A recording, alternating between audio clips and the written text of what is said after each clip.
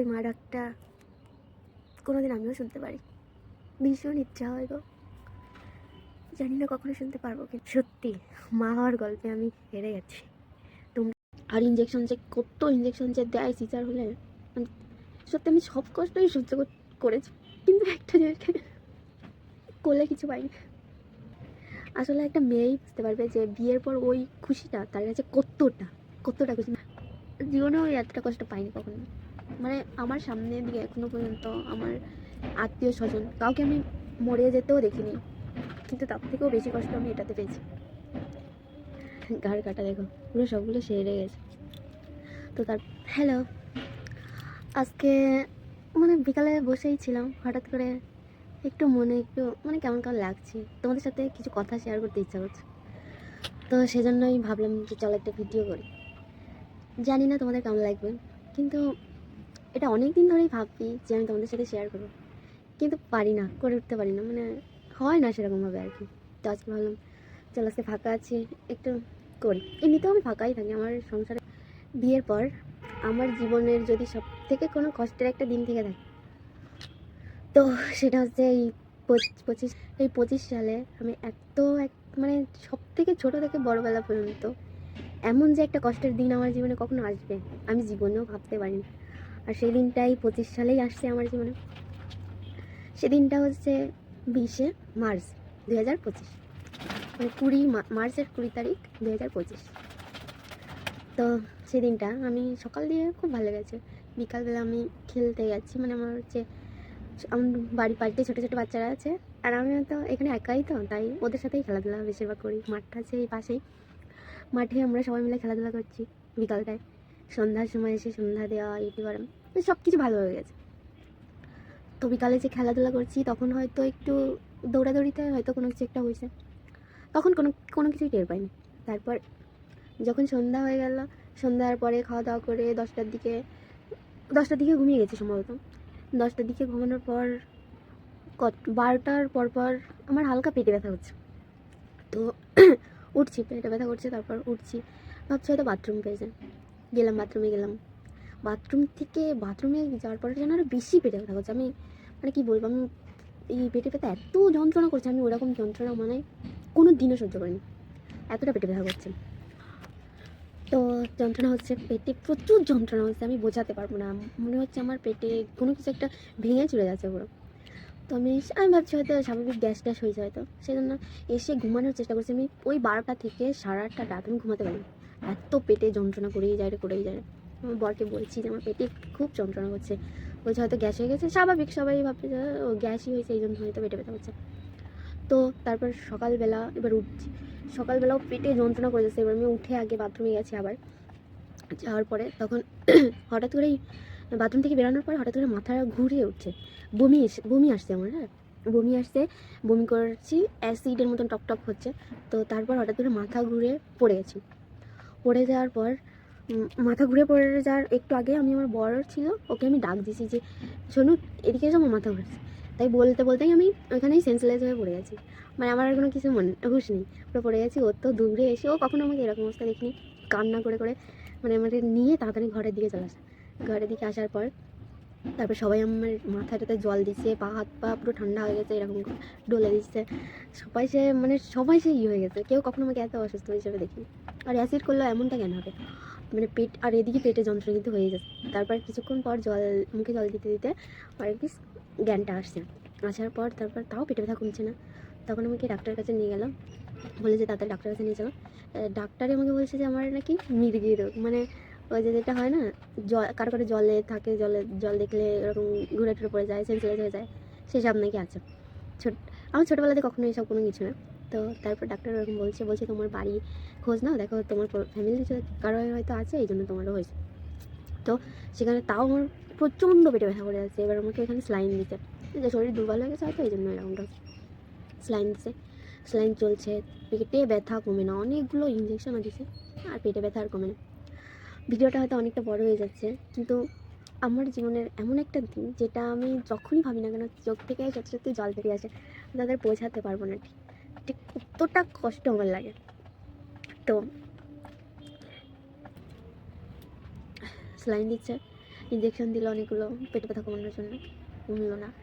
তো তার আমি যে বলছি ঘাড় কাটা দেখো পুরো সবগুলো সেরে গেছে। তো তারপর ডক্টর বলছে ও ঠিক হয়ে যাবে না, আমার কতদিন আগে পিরিয়ডস হয়েছে, মিন্সের কথা জিজ্ঞেস করছে আর কি। তো তখন আমি বলছি তো আমার 20 তারিখেই কী ছিল, না 17 তারিখ আমার ডেট ছিল, কিন্তু হয়নি, আজকে 20 তারিখ, 3 দিন হয়েছে মাত্র। তো তারপর বলছে একবার টেস্ট করে দেখো। তো তখন আমরা ঘর চলে আসলাম, তখন আর টেস্ট করা হয়নি, ঘর চলে আসলাম। অসহ্য যন্ত্রণা কিন্তু হয়েই যাচ্ছে। যাদের এই জিনিসটা হয়েছে তারা অবশ্যই জানবে যে এই জিনিসটা আসলে কেমনটা যন্ত্রণা দিতে পারে একটা মানুষকে। তো তারপর ঘর চলে আসছি, ডাক্তার বলছে ও ঠিক হয়ে যাবে না, পেটে ব্যথা আস্তে আস্তে, কিন্তু পেটে ব্যথা আর কমে না। আমি কিছু খেতেও পারছি না, শুতেও পারছি না, হাঁটতেও পারছি না, বসতেও পারছি না, কিছু করতে পারছি না। আর মাঝে মাঝেই সেন্সলেস হয়ে গেছি, সে ডাক্তারের কাছে যেতেও একবার সেন্সলেস হয়ে গেছিলাম, আবার ঘরে আনার পরে আমি আবার বাথরুমে যাবো, আবার সেন্সলেস হয়ে গেছি, টান করবো, সেন্সলেস হয়ে গেছি, মানে কী বলবো, শুধু অজ্ঞান হয়ে গেছি। তো তারপর সে এরকম করে সে রাতটা কাটলো, এটা 20 তারিখ হয়েছিল, 21 তারিখটাও কাটলো। 21 তারিখ কাটার পর 22 তারিখ সে 21 তারিখ সন্ধ্যার দিকে বর হচ্ছে ওইটা নিয়ে আসলো, ওই যে প্রেগনেন্সির কিট, ওইটা আর কি আনার পরে এসে 22 তারিখ ভোরের দিকে আমি উঠে, তখন একটু পেটে ব্যথাটা একটু কমেছে, মানে খেলে না কিছু একটা খেলে পেটে যাওয়ার সাথে অসহ্য যন্ত্রণা হচ্ছে, খেতে পারছি না আমি, জল খেলেও যন্ত্রণা হচ্ছে। আর আমার যে বাথরুম পাচ্ছে কিংবা টয়লেট পাচ্ছে, কোনো কিছু পাচ্ছে তা আমি বুঝতে পারছি না, আমার মানে সেরকম ফিলিংসই হচ্ছে না। আমি বাথরুমে গেলে তখন বুঝতে পারছি যে হ্যাঁ বাথরুম পেয়েছে, তাই ছাড়া এমনিতে আমি যে সবসময় ঘুরে বেড়াচ্ছি, পেটটা এমন হয়ে আছে পুরো মনে হচ্ছে ফুলে গেছে, আরও পেটটা ফুলে একদম ফেঁপে যায়, মানে ওটাতে কোনো ওইটা মনে হচ্ছে অভ্যাস হয়ে গেছে, কোনো বুঝতে পারছি না ওটা। তো তারপর ওই দিন 22 তারিখ ভোরের দিকে 4টার দিকে উঠেছি, ঘুম হয়নি, আমার তো ঘুমই আসছে না, আমি পেটে যন্ত্রণা, আমি ঘুম করতে পারিনি। তো তারপর ওই সময় উঠে আমি আর কি প্রেগনেন্সির ওই টেস্টটা করছি, টেস্ট করার সাথে সাথে পজিটিভ আসছে। আমি তো খুশিতে আমার বরকে ডেকে দেখাচ্ছি, মানে তাকে ডাকছি, আমি ভিডিও করে রাখছিলাম, তোমাদের ভিডিও আমি দিয়ে দেবো। আর বলতে পারছি বরকে ডাকছি, ডেকে দেখাচ্ছি যে দেখো। আর সাথে সাথে আমি মেসেঞ্জারে গিয়েও আমার বাবার বাড়ির ওখানে যারা আছে দেখি, মেসেঞ্জারেও 2-1 জন তখনও পর্যন্ত জেগে আছে, তাদেরকে আমি বলছি জানিস আমার এটা টেস্ট করছি, তো পজিটিভ আসছে। মানে আমি খুশিতে আমার যে পেটে যন্ত্রণা আছে সেসব আমি ভুলে গেছি, শুধুমাত্র ওই খুশিতে, মানে পৃথিবীর সব খুশি ওই খুশির কাছে হেরে যায়। তো তারপর ওটা দেখার পর এবার আমি বরকে ডাকছি, সেও অনেক খুশি। আস্তে আস্তে সকালে আমি তারপরে আর ঘুমাইনি, আমি পুরো জেগে আছি, জেগে বসে আছি ওটা নিয়ে শুধু খুশিতে, মানে আমি কী করবো আমি বুঝতে পারছি না। তারপর না আমি সকাল হয়েছে, আমি আমার শাশুড়িকে বলছি যে যেন আমার টেস্ট করছিলাম ওটা পজিটিভ আসছে, তারাও কি খুশি। এবার আস্তে আস্তে সকাল আরও হয়ে গেছে, কিন্তু এবার তাও আমার পেটে ব্যথা কিন্তু এখনও কমেনি। তারপর আমার এই আমাদের ঘরের পাশে একজনরা থাকে, তারা সে বৌদিটা বলছে কি যে তোমার পেটে ব্যথা কি কমেছে, আমি বলছি যে না, বলছে তাহলে তুমি একবার ডাক্তারকে দেখাও, কেন এটা যখন পজিটিভ দেখাইছে, আর তখন আমার হালকা হালকা রক্তও আসছে, হঠাৎ করে রক্ত আসার পরে এবার তারপর রক্ত আসছে, এই জন্য আর প্রথমে ভাবছিলাম যে তাহলে মানে কিছু হয়নি, কিন্তু এটা যখন পজিটিভ আসছে তখন আবার ভাবছি যে রক্ত আসছে, আবার পজিটিভ আসছে, আবার পেটে ব্যথা হচ্ছে, তখন ওই বৌদিটা না বলছে কি যে তুমি একবার ডাক্তারকে দেখাও, গাইনি ডাক্তারকে একবার দেখা আসো। তো সেদিনকেরা সন্ধ্যার দিকে সেই ডাক্তারকে দেখাতে গেছি আমরা, সন্ধ্যার দিকেই দেখাতে গেছি। সন্ধ্যার দিকে দেখাতে যাওয়ার পর তখন ডাক্তার দেখলো, দেখে বলছে তখনও কিন্তু পেটে যন্ত্রণা কখনো কমেনি, শুধু হয়েই যায় রে। আমি ওই 3টা দিন যে আমি কেমন করে আছি শুধু আমি নিজেই জানি। তো তারপর ডাক্তারটা দেখে বলছে যে হ্যাঁ বেবি তো আসছে, কিন্তু কোনো প্রবলেম আছে, যেহেতু মানে মিসক্যারেজ ওসবও না, অন্য একটা প্রবলেম আছে। তো তারপর বলছে যে কালকে সকালে একবার আলট্রাসোনোগ্রাফি করে দেখো, ওটা এমনি উনি হাতে দেখছে, আর এবার ইউএসজি করতে বলছে আর কি ভালো করে। তো তারপর সকালবেলা সেটা আর বলছে যে ইমিডিয়েটলি আগে হাসপাতালে ভর্তি করো ওকে, যাই হোক না ওই আগে ওরে হাসপাতালে ভর্তি করো, তারপর ইউএসজি করতে দাও। মানে ডাক্তারও বুঝতে পারছে যে কোনো একটা কিছু হয়েছে, মানে উনি তো ডাক্তার, ওনার আগে থেকে এইসব সম্পর্কে জানা আছে, উনি বুঝতে পারছে। তো তারপর বলছে আগে ওকে হসপিটালে ভর্তি করো, তারপর তোমরা ইউএসজি করতে দাও। তো সেই হিসেবে সকালবেলা আমার ঘুম থেকে ওঠার পর পেটে ব্যথা কিন্তু কমেনি, নিয়ে গেছে সে ডাক্তার, হসপিটাল নিয়ে গেছে। হসপিটাল নিয়ে গেলে বলছে রিপোর্ট করেছো, বলছে না এখনও হয়নি, বলছে তাহলে এখনও ভর্তি নিতে পারবো না, আগে রিপোর্ট নিয়ে আসো তারপর করা হবে। এবার রিপোর্ট এবার যখন যেখানে রিপোর্ট হবে সেখানে যাওয়ার পরে কতগুলো রিপোর্ট করছিল, 5-8টা মনে হয় রিপোর্ট করছিল, ইউএসজি, এবার আবার রক্ত পরীক্ষা, আবার প্রেগনেন্সি পরীক্ষা, আবার অনেক কিছু, আমি অত কিছু জানি না, 8টার মতন মনে হয় রিপোর্ট করছিলাম। করার পরে ইউএসজি করলো, ইউএসজিতেও ধরা পড়লো। তখন কিন্তু আমি বুঝতে পারিনি যে ঠিক আসলে কী হচ্ছে আমার সাথে, মানে কোনো কিছু জানতাম না, করতাম না, হঠাৎ করেই এমনটা যে চলে আসবে আমি জীবনে কোনো দিন ভাবিও নি, আর জীবনে কোনো দিন এই রোগটা সম্পর্কে আমি কখনো শুনিনি কারো বলতে, কোনো দিনও এখনো পর্যন্ত শুনিনি এটা। সেইটা যে আমার নিজের সাথেই ঘটে যাবে এটা আমি কখনো ভাবতে পারি। তো তারপর সেই ইউএসজি করা হলো, করার পর সাথে সাথে আমাকে সে ডক্টরের কাছে মানে ইউএসজি করা হলো সকালবেলার দিকে, সকালবেলা যেহেতু হাসপাতালে নিয়ে গেছিলো ভর্তি নিল না, তাই সেই ইউএসজি করা হলো। তারপর সন্ধ্যার দিকে আবার সে রিপোর্ট আনতে গেলো, আমার ননদ গেলো আর আমার সে বৌদিটা গেলো, যার পরে সেই রিপোর্টটা আনলো। রিপোর্টটাতে মানে রিপোর্টটা এত খারাপ আসলো, মানে আমার কী হয়েছিল মূলত একটা টিউবে হচ্ছে সেই বেবি যে এসে গেছিলো সেই বেবির ইটা হচ্ছে একটা টিউবের থেকে গেছে, টিউবের থেকে গিয়ে ওটা ফেটে গেছে, পুরো ফেটে পেটে পুরো রক্ত জমাট বেঁধে গেছে, এই জন্য আমার পেটে অসহ্য যন্ত্রণা হচ্ছে। এবার ওই রিপোর্টটা যখন পেলো সাথে সাথে আবার সেই গাইনি ডাক্তারটাকে দেখানোর পর সেই ডাক্তার বললো এখনও তারা হাসপাতালে ভর্তি করোনি, আগে তারা হাসপাতালে ভর্তি করো। তো সাথে সাথে আমাকে বাড়ি আসলো আমার ননদ আর সে বৌদি, তারপরে আমার বর, সবাই তো সবার মুখই হয়ে গেলো, মানে সবাই কত আশা করছিল। আর তখন এরকমটা মানে এখন যদি ওটা হাসপাতালে ভর্তি করে কোনো কিছু না করায় আমার জীবন শেষ, আমি আর বেঁচে থাকতে পারবো না, মানে পুরো পেটে ছড়িয়ে গেছে, ওটা পেটে রক্ত জমাট বেঁধে গেছে। তো তারপর মানে খুশি হাসতে হাসতে আবার শেষ।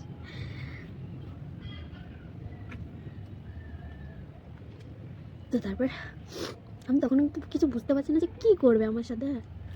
তারপর সবাই আমাকে সান্ত্বনা দিয়েছে যে কিছু হবে না, কোনো ভয় নেই, চল। তারপরে নিয়ে যাওয়ার সাথে সাথে এত ইমিডিয়েটলি মানে এত খারাপ অবস্থা, সাথে সাথে এটা সরকারি হাসপাতাল, সে সরকারি হাসপাতাল তো কী হয়েছে, সাথে সাথে আগে আমাকে করলো, আমাকে আগিয়ে এসে নিয়ে গেলো রুমে, নিয়ে যাওয়ার পর তারপর সাথে সাথে ওটিতে, সাথে সাথে জামা কাপড় চেঞ্জ করে সে হসপিটালের ড্রেস পরিয়ে সাথে সাথে ওটিতে নিয়ে গেলো। নিয়ে যাওয়ার পর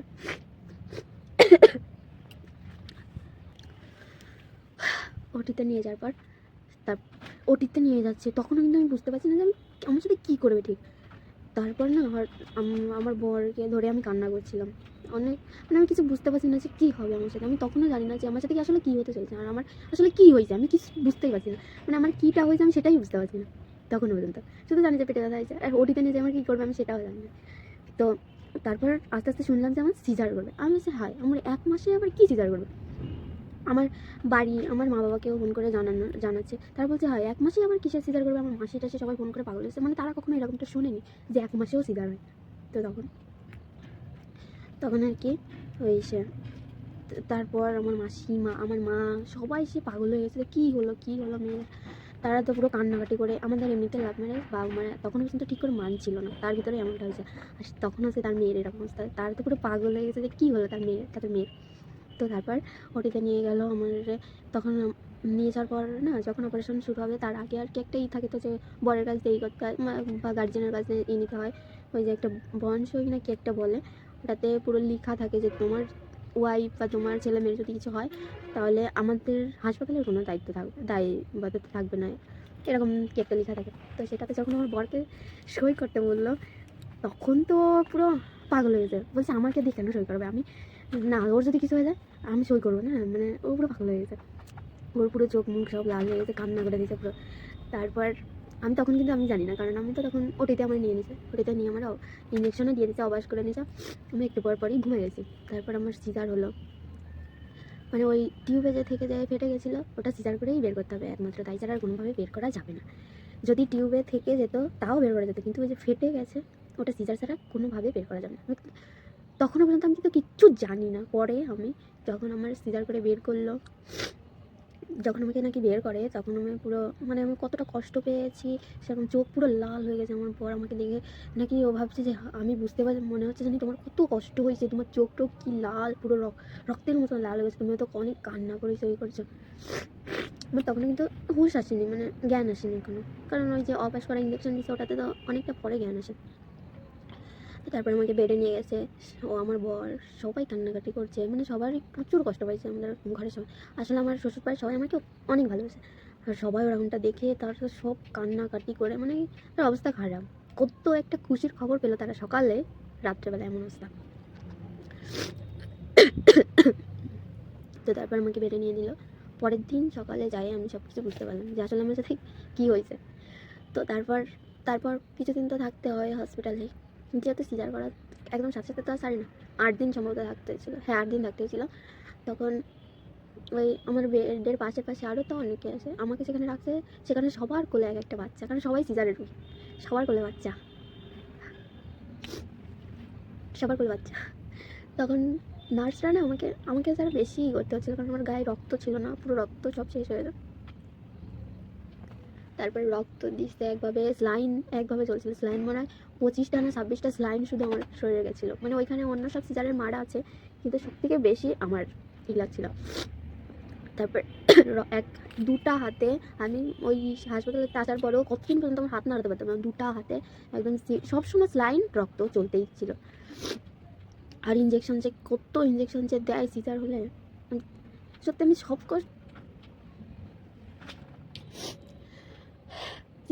সিজারের যে মারাত্মক যন্ত্রণাটা সব সহ্য করেছি, কিন্তু আমার এই বুকের উপর কাউকে আমি পাই। মানছি যে আমার 10 মাস আমার পেটে ই করে আমার অতদিন আমার রাখ পেটে নিয়ে ঘোরা লাগেনি, কিন্তু তাও সিজারের যে মারাত্মক যন্ত্রণাটা শুধুমাত্র একটা মেয়েই জানে, যার সিজার হয় সেই জানে যে তার কতটা কষ্ট। সেই যন্ত্রণাটা ভোগ করে আমি শুয়ে আছি, আমার পাশে প্রত্যেকটা বেডে প্রত্যেকটা মেয়ের কাছে বাচ্চা আছে, নার্সরা আসছে, বাচ্চাদেরও ট্রিটমেন্টের দরকার, তখন তাদেরও দেখছে। আমার কাছে এসে যখন শুনছে তোমার বাচ্চা হয়, এই কষ্টটা আমি কাউরে বোঝাতে পারবো না, যে যখন এসে শুনছে যে তোমার বাচ্চা হয়, তখন আমার বুক ফেটে যাচ্ছে, আমি কান্নাও করতে পারছি না। মানে কান্না করলে আমার সিজারের ওইখানটায় কষ্ট হবে, সেলাই কেটে যেতে পারে, আমি কি করবো, আমি কিচ্ছু বুঝতে পারছিলাম না। যখন এসে হচ্ছে যে তোমার বাচ্চা নেই, তখন আমি বলবো যে আমার এরকম এরকম এরকম, কোনো কথাও বলতে পারছি না, ঠিক কথাটা বলতো। আজকে অনেকদিন পর আমার খুব মনে পড়ছিল ওই কথাগুলো, তাই তোমাদের সাথে শেয়ার করলাম। তো বাচ্চা নেই কোনো, সেটা বলতে যে কতটা কষ্ট লাগে একজন মাই বুঝবে শুধু।